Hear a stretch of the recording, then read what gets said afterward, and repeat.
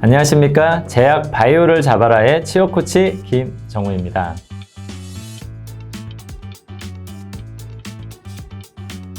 우리가 가장 많이 지원하는 직무에 대해서 알아보는 시간을 이번에는 가져보고 싶습니다. 특별히 개발, 임상, 관련된 분야에서 집중적으로 알아보는 시간을 가져보도록 하겠고요. 다음으로 영업 마케팅 부분은 조금 더 분량이 커지기 때문에 다음 시간을 통해서 다시 한번 이 부분을 소개시켜 드리도록 하겠습니다.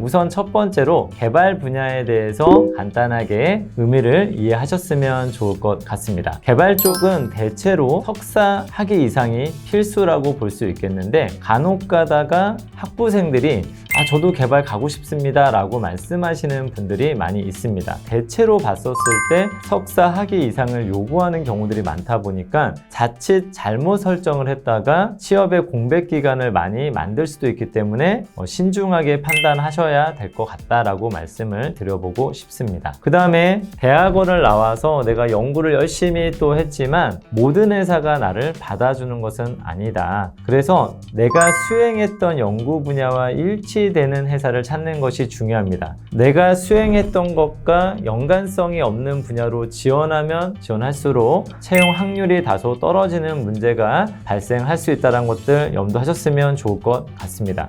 그렇기 때문에 학위 자체로 취업을 하는 것이 아니라 앞으로 내가 가고 싶은 어떤 회사에서 조금 더 유용하게 작용되어질 수 있는 연구 분야가 어딘지를 한번 체크하신 다음에 대학원도 선택하는 것이 중요하다라고 말씀을 드려보고 싶습니다. 연구 분야가 향후 지원 회사에서 어떻게 도움이 될지를 명확하게 설명할 수 있어야 됩니다. 자기소개서나 이제 면접이나 이런 부분들을 우리가 준비하게 될 텐데 생각보다 많은 분들이 내가 어떤 연구를 했다라고만 이야기를 하시고 나의 연구가 앞으로 회사에 어떻게 기여할 수 있는지에 대해서 명확하게 설명해 주는 경우들이 좀 부족했다. 그리고 면접 시에는 거의 대부분은 연구 논문 발표가 있기 때문에 논문 발표의 핵심은 내가 무엇을 했는가도 중요하겠지만 가장 마지막 페이지는 내가 연구했던 부분이 앞으로 회사의 개발 부분에 어떻게 기여할 수 있는지 반드시 이 부분을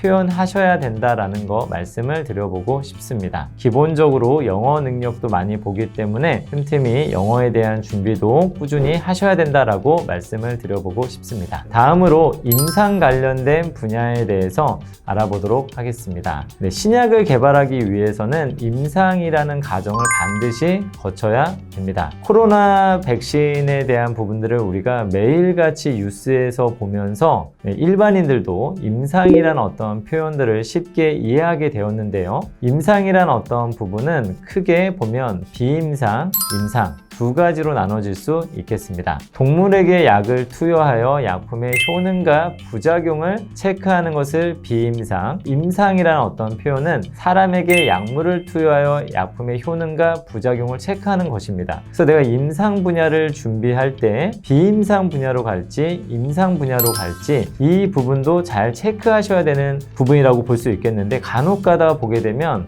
비임상 쪽에 있었는데 그냥 일반적인 임상을 하고 싶은데 비임상 쪽을 준비하다 보니까 그쪽으로 넘어가기가 또 쉽지가 않고 또 반대로 임상 분야 쪽을 준비해왔는데 알고 봤더니 자신이 비임상 쪽에 더 관심이 있을 수도 있기 때문에 이런 부분들을 잘 구분해서 준비가 필요하다라고 볼 수 있을 것 같습니다. 그 다음에 임상 같은 경우에는 제약 바이오 회사의 채용 공고를 보게 되면 임상이라는 포지션이 존재하기도 하지만 보통은 임상 전문 회사가 별도로 존재하고 있습니다. 그래서 임상 관련된 분야에서는 또 다양한 전공자를 우대해 줄 수도 있지만 최선호 전공은 간호학과를 좀 선호하고 영어 능력을 또 중요시 여긴다라는 거 커리어적인 어떤 측면에서 또 들여다보자면 국내 기업보다는 임상의 역사가 깊은 애국계 기업에 대한 인지도가 좀 더 높다라는 것도 여러분들이 이해해 볼 수 있을 것 같습니다. 그래서 먼저 제약회사의 임상 쪽에 입사를 하셨다가 임상 전문 회사로 가는 가는 경우들도 있을 수 있겠고요. 임상 전문 회사에 있다가 제약 바이오 회사에 임상팀으로 입사하는 것도 가능하다라는 것, 이런 어떤 부분들도 여러분들 체크를 해보셨으면 좋을 것 같습니다. 그 다음에 임상 분야에서는 임상 통계라는 분야도 있겠습니다. 그래서 임상 통계라는 분야가 존재하고 있는데, 이 경우에도 학부를 통계학을 전공한 다음에 임상 통계를 가고자 하시는 분들이 있을 수 있는데, 보통 석사가 아니라 학부가 취업이 됐다고 하게 되면 굉장히 예외적이라고 볼 수가 있겠습니다. 그래서 이쪽도 임상 통계라는 분야에서 석사를